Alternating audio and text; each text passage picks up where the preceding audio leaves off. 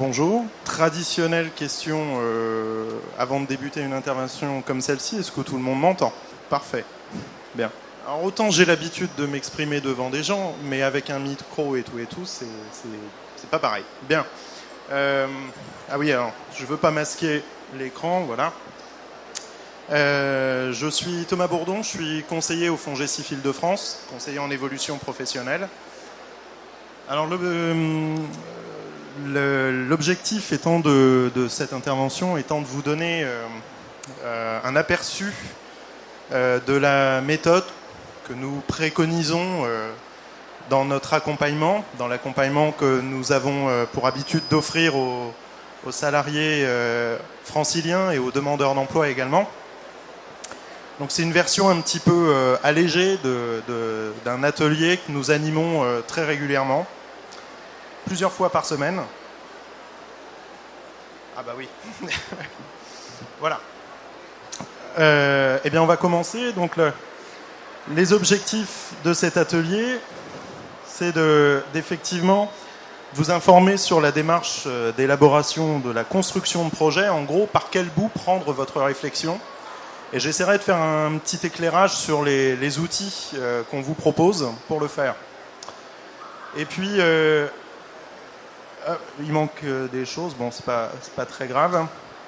Et de vous inviter à vous poser les bonnes questions. Pourquoi vous posez les bonnes questions? Parce que le FONGECIF Île-de-France vous le connaissez peut-être, c'est un organisme financeur du congé individuel de formation. Mais au-delà de ça, nous, on n'a pas pour habitude de se définir forcément comme un organisme financeur de formation, mais plutôt comme un organisme financeur de projets professionnels. Voilà. Alors, voilà la définition qu'on vous propose du projet professionnel, c'est-à-dire l'activité ou le métier que vous voulez exercer à court, moyen et voire long terme. C'est-à-dire que l'idée étant que vous réussissiez, enfin en tout cas nous c'est l'objectif qu'on poursuit, c'est de vous amener à réussir à verbaliser le métier que vous souhaitez exercer et l'environnement professionnel dans lequel vous aspirez à l'exercer. Je m'explique. Je vais vous donner un exemple pour traduire le fond de ma pensée. Nous avons régulièrement des personnes qui viennent nous voir et qui nous disent « Oui, je sais ce que je veux faire, je veux travailler dans la petite enfance. » Très bien. Quel métier dans la petite enfance? Je veux faire un CAP petite enfance. Parfait. Mais dans la petite enfance, vous avez auxiliaire de puériculture, vous avez assistante maternelle, vous avez auxiliaire petite enfance dans des crèches. Ce sont 3 métiers de la petite enfance. Ça, c'est le point commun. Après, ce ne sont pas les mêmes conditions de travail, ce ne sont pas forcément les mêmes formations, d'ailleurs, qui permettent d'accéder à ce métier, ce ne sont pas les mêmes rémunérations, etc., etc. Donc l'idée, c'est de sortir du projet de formation pour arriver véritablement à verbaliser le métier et le secteur dans lequel vous voulez l'exercer. Alors, ça c'est l'objectif. Et bien voilà le meilleur résumé des étapes. En tout cas, on n'a pas fait mieux, on s'en excuse. Mais si vous deviez repartir avec quelque chose, parce que j'ai pas de support, mais si vous deviez repartir avec quelque chose, c'est un peu ce schéma-là. C'est-à-dire que, en gros, la première étape, ce sera de faire le point sur votre situation actuelle. Qu'est-ce qui, chez vous, représente aujourd'hui un mécontentement? Qu'est-ce qui vous invite à changer de métier? Il peut y avoir, changer de métier ou vouloir évoluer. Il n'y a pas de mauvaises idées. Ça peut être, j'ai envie d'avoir un meilleur salaire, de meilleures conditions de travail, j'ai envie d'accéder à une reconnaissance, une forme de reconnaissance, ou j'ai envie, tout simplement, j'ai fait le tour de mon poste et je veux faire autre chose, ou je suis dans une situation où mon état de santé m'oblige à changer de métier. C'est des choses qui, malheureusement, sont fréquentes. Ensuite, c'est de savoir dire aussi, mon futur métier, demain, qu'est-ce qu'il devra m'apporter que je n'ai pas aujourd'hui? C'est des questions quand même relativement profondes, mais tant qu'on n'a pas ces réponses, c'est difficile d'envisager le métier, enfin en tout cas de savoir quel métier demain pourra répondre à toutes ces attentes, à toutes ces envies. À la lumière de cette réflexion-là, la deuxième étape, c'est d'identifier justement le métier et son environnement professionnel, comme je l'ai dit tout à l'heure, de réussir à l'identifier. J'essaierai de vous dire un petit peu comment. Et enfin seulement, la troisième étape, c'est de choisir la formation et l'organisme de formation qui vous permettront d'atteindre le métier en question. Et très souvent, les personnes qui viennent nous voir en sont déjà à cette étape-là. C'est-à-dire, elles viennent, par exemple, j'ai eu le cas hier après-midi d'une personne qui vient dans mon bureau et qui me dit « Bon ben voilà, je veux faire un BTS assurance ». Mais pour quel métier? Elle n'était pas dans la possibilité de me le dire. Elle avait un petit peu... enfin, en tout cas, elle n'avait pas verbalisé ou conscientisé les étapes précédentes. Très bien. Et en dernier lieu, j'espère que vous m'entendez quand même. En dernier lieu, l'idée étant de déterminer les sources de financement, la source de financement appropriée. J'espère que je pourrai finir l'atelier. Les sources de financement appropriées pour financer la formation que vous aurez choisie. Alors, voilà, comme je l'ai dit,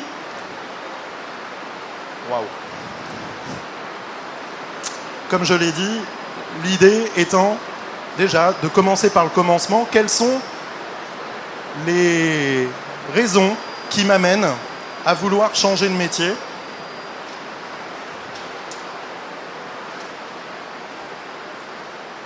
Quelles sont les raisons qui m'amènent à vouloir changer de métier? Est-ce que, comme je l'ai dit tout à l'heure, c'est un problème de santé? La non-possibilité d'évoluer dans l'entreprise, etc., etc. Et aussi de savoir quels sont vos savoir-faire techniques. En clair, d'identifier vos compétences. Quels sont vos savoir-faire? Qu'est-ce que vous savez produire techniquement? Et quelles sont aussi vos qualités comportementales en situation de travail? Alors d'ailleurs, pour mener ce travail-là, on a une prestation au FONGECIF qui s'appelle « Identifier mes atouts », auquel vous pouvez participer, quel que soit votre statut, salarié ou non salarié, peu importe. Vous pouvez y participer, vous y inscrire en allant directement sur notre site internet. Chose dont je reparlerai tout à l'heure d'ailleurs de notre site internet. Réfléchir sur vos motivations, vos centres d'intérêt et vos valeurs. Parce que, en clair, pourquoi tout ça? C'est tout simplement pour que vous réussissiez à identifier un métier dans lequel vous allez parvenir à vous reconnaître. Véritablement un métier qui vous ressemble. C'est ça un petit peu l'objectif. Alors, ça c'est bien, je vous dis sur quoi il faut réfléchir.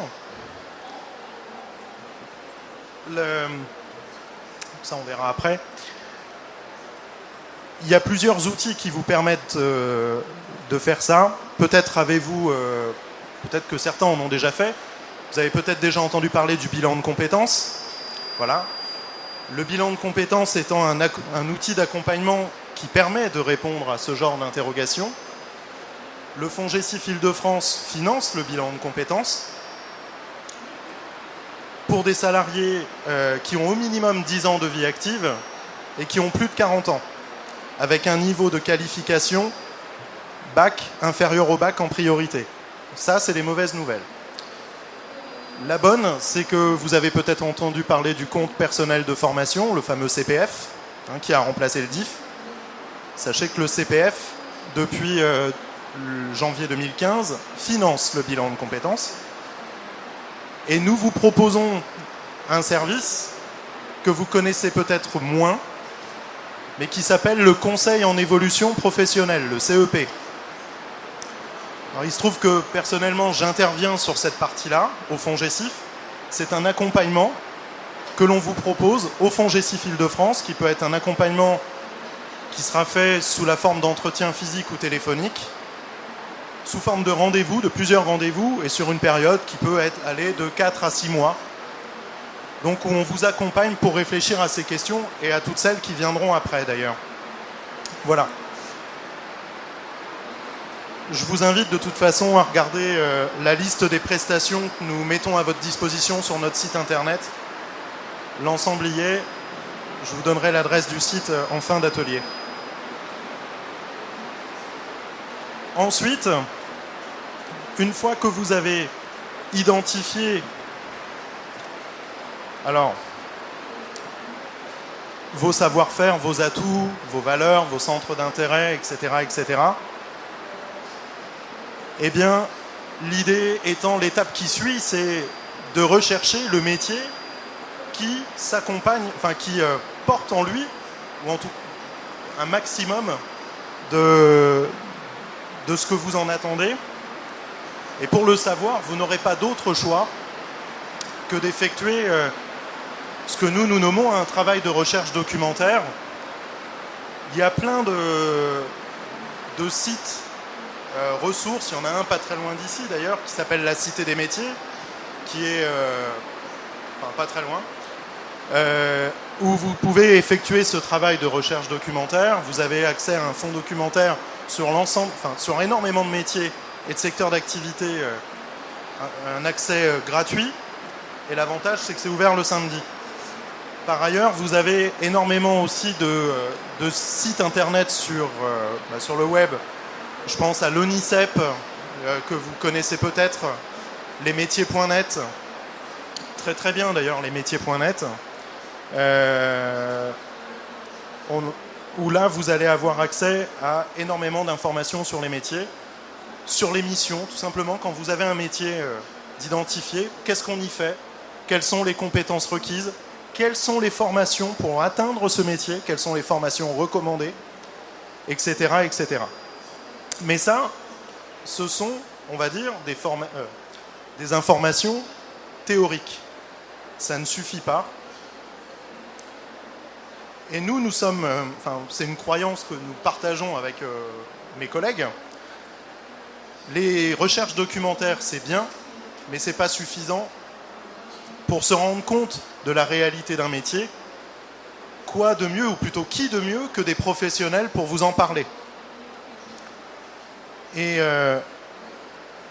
on vous encourage beaucoup, nous, en tout cas, je sais que c'est une habitude de travail que nous avons, mais nous encourageons beaucoup les enquêtes métiers, ce qu'on appelle les enquêtes métiers, c'est-à-dire aller interroger des gens qui exercent le métier qui vous intéresse, tout simplement pour leur demander, eh bien, dans le réel, ce qu'une fiche métier ne dit pas, dans le réel, en quoi consiste le métier, quels sont les avantages, les inconvénients, est-ce qu'il y a des débouchés, évidemment,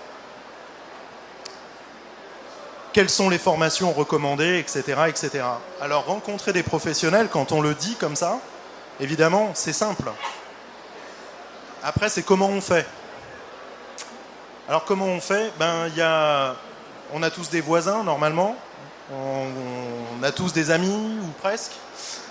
De la famille, éventuellement. Ça, c'est déjà votre premier réseau. Mais après, il y a ce qui s'appelle les réseaux sociaux professionnels. Viadeo, LinkedIn, ça sert à ça, figurez-vous, entre autres. Ça sert aussi à recruter, puisque ce sont des outils de recrutement pour des cabinets de recrutement ou des chasseurs de tête, mais pas que. Mais c'est aussi pour faire du réseau, c'est aussi pour interroger des professionnels. Et vous pouvez utiliser ces outils pour faire ce travail d'échange avec des professionnels. Après, l'autre moyen, c'est d'utiliser les salons. Les salons professionnels, il se trouve qu'on est en Île-de-France et qui s'en déroulent énormément. Où là, vous allez avoir le même jour, sur le même endroit, des gens, des professionnels parfois de toute la France ou du monde entier, qui se réunissent et auxquels vous aurez accès. Voilà. Ça, c'est un travail qui peut prendre du temps, mais qui est indispensable. En tout cas, nous, on vous incite à le faire. Après, le but, une fois que vous avez identifié le métier, ça ne suffit pas. Vous voyez ce qu'on vous dit en haut, vérifiez l'adéquation de votre profil avec le marché de l'emploi. Ça, c'est une étape très importante. Personnellement, j'y suis très attaché. C'est un point sur lequel je travaille beaucoup avec les salariés que j'accompagne, parce que vous aurez peut-être identifié le métier qui vous plaît, mais derrière encore, faut-il pouvoir l'exercer malgré la formation. Il faut sortir de l'idée, alors c'est un discours ambiant, mais il faut sortir de l'idée que la formation répond à tous les problèmes d'emploi, parce qu'une formation ne fait pas forcément le profil d'une personne. La formation, c'est un moyen, ce n'est pas une fin. Derrière une formation, une fois que la formation est terminée, il y a un marché de l'emploi et qu'il faut peut-être prendre soin d'analyser avant de rentrer en formation, tout simplement pour vérifier 2 points. Est-ce qu'il y a de l'emploi dans le secteur dans lequel je voudrais aller? Et est-ce qu'il y a de l'emploi pour moi? Pour moi, pas pour les autres, pour moi qui vais peut-être m'engager dans une action de formation. Alors là, plusieurs outils. Il y a évidemment Pôle emploi, enfin le site de Pôle emploi pour vérifier les annonces.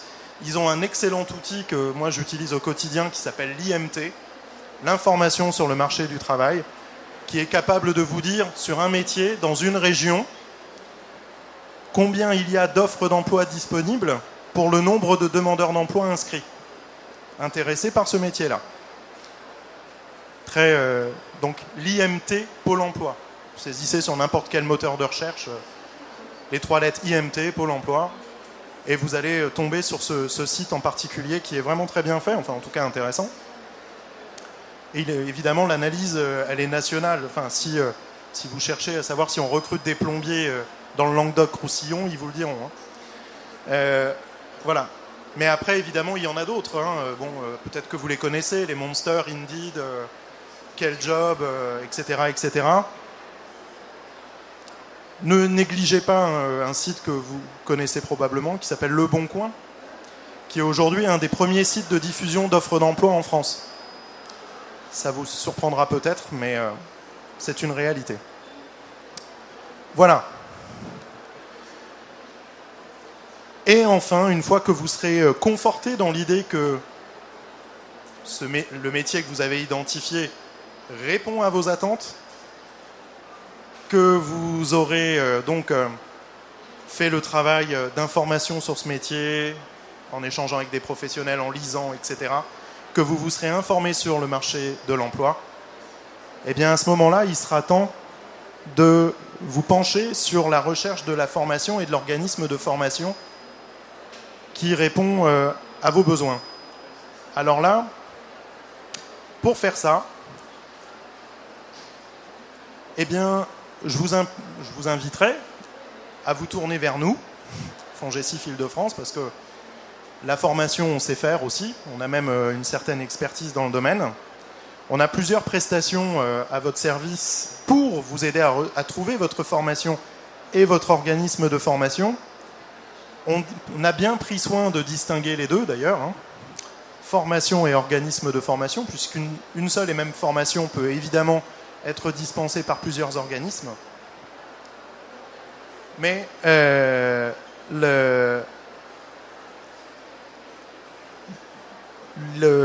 y a plusieurs points sur lesquels vous devrez porter votre attention. C'est déjà, quelle est la nature de la certification qui est remise au terme de la formation? Vous lirez partout, en tout cas en ce qui concerne notre organisme, que nous finançons en priorité des formations qui délivrent un diplôme d'État ou un titre inscrit au répertoire national des certifications professionnelles. C'est ce que nous finançons en priorité. Ensuite, les choses sur lesquelles vous devrez porter votre attention, c'est, je vous les donne un petit peu en vrac, c'est déjà la question de savoir s'il y a un stage ou non pendant la formation. Si c'est un projet de reconversion que vous avez, il vaut mieux qu'il y ait un stage, puisqu'il se trouve que ce sera votre toute première expérience professionnelle dans le domaine. Que vous regardiez également la notoriété de l'organisme de formation dans le milieu professionnel dans lequel vous aspirez à vous orienter. Il y a des secteurs professionnels qui sont corporatistes. On vient de cette école ou on n'en vient pas. Mais ça fait partie du travail d'enquête que vous aurez mené en amont auprès des professionnels. Quel est son coût à la formation ? Il n'y a rien de gratuit en formation professionnelle continue. Il se trouve qu'au FONGECIF, on prend en charge le coût des formations jusqu'à 18 000 € et 27,45 € de l'heure. Donc il faut aussi s'interroger sur le coût. Savoir, ça c'est très important aussi, savoir s'il y a des tests à passer, un entretien à passer avant d'entrer en formation, s'il y a un concours. Toutes les formations dans le domaine médical ou paramédical, pour une grande majorité d'entre elles, il y a un concours à passer. Le diplôme d'état d'auxiliaire de puériculture, d'aide-soignante, etc. Ce sont des formations, diplôme d'état d'infirmier, dans lesquelles on rentre sur concours. Donc c'est des choses sur lesquelles vous devez porter votre attention, parce que tout simplement, ça se prépare. Et des fois, ça se prépare 5, 6, des fois 7 mois avant d'entrer en formation. Donc tout ça s'anticipe. Et enfin, vous vous interrogerez sur les sources de financement. Alors là, on n'a pas tout mis, on a été un petit peu auto-centré. On parle surtout de nous. Le FONGECIF Île-de-France, d'abord FONGECIF, vous ne le savez peut-être pas, mais ça veut dire Fonds de gestion du congé individuel de formation. Nous finançons ça, le CIF CDI, congé individuel de formation pour les salariés en CDI, dès lors qu'ils peuvent justifier d'au minimum 2 ans d'activité salariée, consécutif ou non, mais 2 ans, dont 1 an dans l'entreprise actuelle. Depuis, si je ne m'abuse, 2009, nous finançons aussi la formation hors temps de travail, FHTT, c'est ce que ça veut dire. Formation hors temps de travail. Pour y accéder, les mêmes conditions. Formation hors temps de travail, comme son nom l'indique, ça veut dire que vous allez suivre une formation en dehors de vos heures de travail. Donc, le soir, les cours du soir par exemple, les formations qui auraient lieu sur le week-end, les formations qui auraient lieu sur vos jours de congé, de RTT, si toutefois vous en avez, lors d'un congé sans solde, d'un congé sabbatique, d'un congé parental, etc., etc. Donc, conditions d'accès, les mêmes que pour le CIF CDI, c'est-à-dire être dans votre entreprise depuis au moins 1 an, entreprise du secteur privé, et pouvoir justifier 2 ans d'activité salariée consécutif ou non. Et enfin, le CIF CDD, que nous ouvrons pour des salariés qui auraient terminé un contrat à durée déterminée. Je dis bien terminé, c'est-à-dire que vous n'êtes pas, évidemment, contraint d'être en contrat à durée déterminée pour pouvoir faire la demande. Au contraire, puisque, sous certaines conditions, vous avez la possibilité de démarrer une formation avec le FONGECIF dans les 12 mois qui suivent la fin de votre dernier CDD en date. Exemple, vous avez un CDD qui se termine le 28 février 2018, vous avez jusqu'au 28 février 2019 pour démarrer une formation avec le FONGECIF. Et durant la formation, vous allez percevoir un salaire, non pas une indemnité, mais bien un salaire qui aura été calculé sur la base de vos 4 derniers mois en CDD. Et je dis bien un salaire, donc c'est-à-dire que tous les mois, on va vous verser un salaire et vous verrez que vous allez avoir une fiche de paye avec tout ce qui fait la vie d'un salarié, cotisation, chômage, retraite complémentaire, etc., etc. Et au terme de la formation, si malheureusement vous n'avez pas retrouvé d'emploi d'ici la fin de la formation, on vous remet une attestation Pôle emploi pour faire valoir vos droits au Pôle emploi. Et du coup, ça prolonge des droits ou ça en ouvre de nouveaux. Donc c'est un beau dispositif, peut-être trop méconnu, mais voilà, maintenant que vous êtes venus, eh bien, vous savez que ça existe. Pardon ?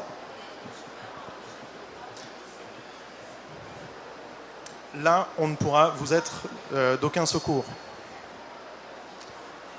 Alors, attendez, parce que je crois qu'il y a un micro. Voilà. Hop, c'est comme à la télé. Terminé. Bonjour. Bonjour. Et si on est demandeur d'emploi ? Ah ben, c'est ce que me demandait à l'instant la dame. D'accord, mais on n'a pas entendu. Oui, c'est pour ça que le micro, merci. Ce que je disais, c'est que le seul... Alors après, si vous retrouvez un CDD d'au minimum 4 mois ou 4 mois de CDD, la nuance est importante. Ça peut être 4 mois faits dans 4 entreprises différentes. Eh bien, à ce moment-là, vous ouvrez des droits au congé individuel de formation CDD. Sachez-le. Il y a un équivalent pour l'intérim qui n'est pas géré par le FONGECIF, mais par un de ses cousins, qui est d'ailleurs présent sur le salon, qui s'appelle le Fonds d'assurance formation pour le travail temporaire, le FAFTT. Voilà. Est-ce que vous avez d'autres questions ? Oui ? Top. Je voudrais savoir comment est calculé s'il y a plusieurs CDD de suite, c'est une moyenne pour 120 jours. C'est 120 jours. 120 jours. D'accord. Et pour la rémunération, c'est une moyenne des... Exactement. Voilà, d'accord. C'est le terme employé. C'est une moyenne, oui. D'accord, merci. Voilà. Je ne crois pas avoir oublié de choses importantes. Je vous réponds tout de suite. C'est un petit rappel de ce que l'on a vu jusque-là. Je vous affiche l'intégralité du slide dans l'ordre. Donc, dans la méthodologie, dans la réflexion, faire un point, un bilan en fait de vos valeurs, de vos centres d'intérêt, de vos motivations, de vos freins aussi, des contraintes que vous pouvez avoir. Mener des enquêtes métiers de manière à définir le métier vers lequel vous vous orienterez ensuite et à partir de là, choisir la formation et l'organisme de formation qui vous permettront d'atteindre votre objectif et en dernier lieu, de rechercher la solution de financement adaptée à vos besoins. C'est dans l'ordre, de manière un peu rapide, j'en conviens, parce que ce sont des sujets qui demandent à être travaillés. Je vous avais dit que... je vous avais parlé après, je répondrai aux questions, si vous en avez, bien entendu. N'hésitez pas à vous rendre sur notre site internet www.fongecif-idf.fr. Vous tapez FONGECIF Île-de-France et le site apparaîtra de suite. Je vous invite à vous créer un espace sur le site de manière à ensuite avoir accès à toute notre offre de services. Dès lors que vous serez inscrit, vous pourrez bénéficier de l'ensemble de nos prestations. Voilà. Merci pour votre attention.